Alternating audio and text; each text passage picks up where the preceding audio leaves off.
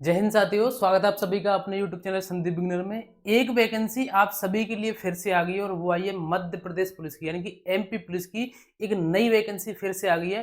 पूरी डिटेल से इस वैकेंसी के ऊपर बात करेंगे और ये जो वैकेंसी के ऊपर बात करने वाला है, इसकी सबसे बड़ी खास बात यह है कि इस वैकेंसी में कोई भी आपका पेपर नहीं होने वाला है, यानी कि ये बिना किसी आपकी लिखित परीक्षा के आपकी भर्ती होने वाली है। तो क्या क्या इसमें क्राइटेरिया है, क्या क्वालिफिकेशन है, कितनी इसमें हाइट है, क्या होने वाला है, इसका सिलेक्शन प्रोसेस क्या रहेगा, एक एक चीज के ऊपर बात करेंगे। कोई भी आपका डाउट रहेगा आप मुझसे बाद में भी पूछ सकते हैं और इसमें मैंने सारी चीजें एक एक करके बताई हैं, ठीक है।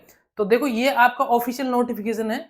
अगर हम इसमें टोटल वैकेंसी की बात करें, हो सकता है आपको इसमें कुछ चीज नहीं दिखाई दे, क्योंकि ये ऐसा नहीं है कि इसमें लग रहा हो, ये ऑफिशियल जो नोटिफिकेशन है ना, उसमें ये थोड़ा सा ब्लर, मतलब इतना ज्यादा क्लियर नहीं। तो मैं आपको सारी चीजें जो जरूरी है मैं आपको बोल बोल करके पढ़ करके यहाँ पर बता दूंगा।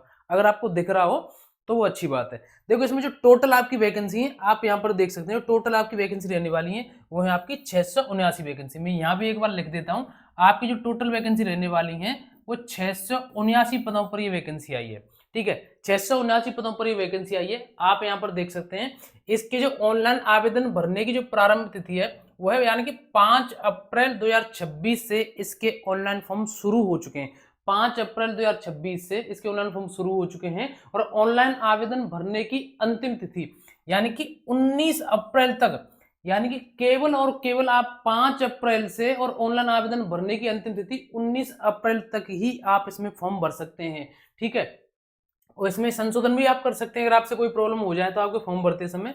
अब इसमें जो सबसे जरूरी बात है कि इसमें क्या केवल एमपी के बच्चे ही फॉर्म भर सकते हैं, तो मैं आपको बता दूं, अगर आप एमपी के हैं तो आप फॉर्म भरेंगे ही, लेकिन अगर आप अदर स्टेट से भी हैं तो भी आप इसमें फॉर्म भर सकते हैं, ठीक है। अगर आप इसमें अदर स्टेट से हैं तो भी आप इसमें फॉर्म भर सकते हैं। और अगर हम इस वैकेंसी की बात करें तो देखो, मैं आपको बता दूं, ये जो वैकेंसी आई है ये बैंड की वैकेंसी है, ठीक है। एमपी पुलिस में ये बैंड की वैकेंसी है। हो सकता है आप में से बहुत सारे लोगों के पास ये स्किल हो, तो इसको एक बार देख लीजिए। और इसमें जो आपकी क्वालिफिकेशन मांगी गई है वो है आपकी मान्यता प्राप्त किसी मंडल संस्था से 10+2 प्रणाली के अंतर्गत 10वीं कक्षा की परीक्षा अथवा हायर सेकेंडरी अथवा समकक्ष परीक्षा आपकी उत्तीर्ण होनी चाहिए, ठीक है। तो ये आपकी क्वालिफिकेशन है।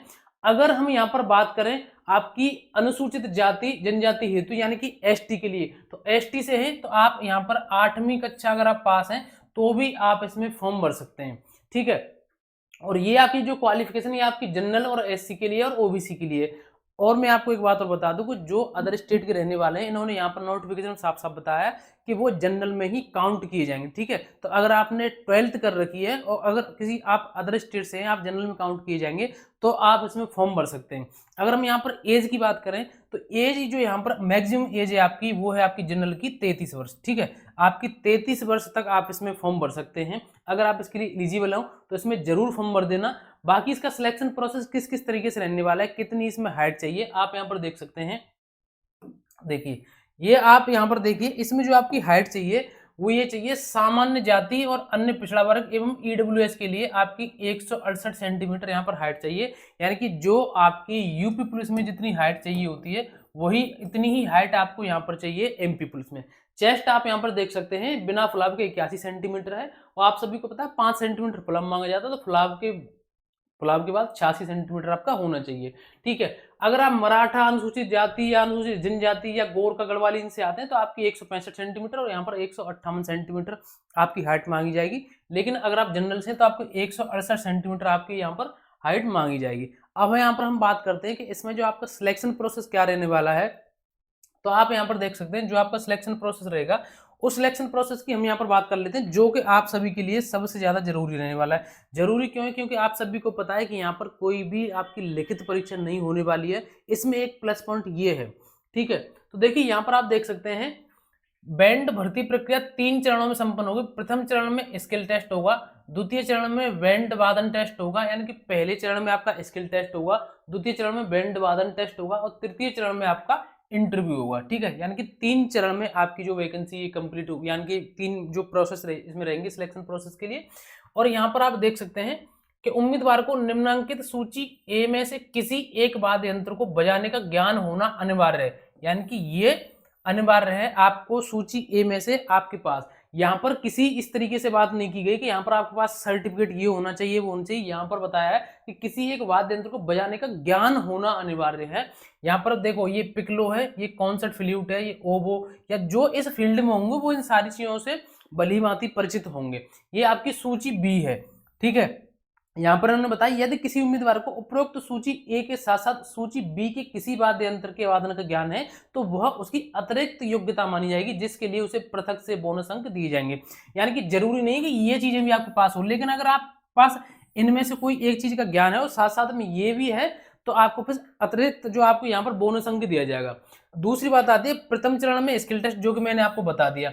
द्वितीय चरण में आपका वादन टेस्ट होगा, जिसकी जो आपकी जो डिटेल है किस किस तरीके से होगा ये आप यहाँ पर देख सकते हैं। और इसका जो ऑफिशियल नोटिफिकेशन है वो भी मैं आपको अपने टेलीग्राम पर डाल दूंगा। टेलीग्राम की अभी मैं आपको बता दूंगा किस तरीके से कैसे मिलेगा।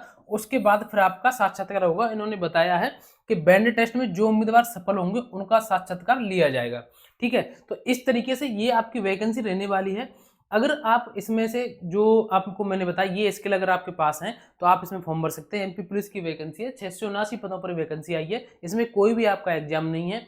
और अगर आपको इसका फुल नोटिफिकेशन देखना है तो आपको जो मेरे टेलीग्राम पर देख लें। टेलीग्राम की जो लिंक है मैं कमेंट में पिन कर दूंगा और डिस्क्रिप्शन में भी डाल दूंगा।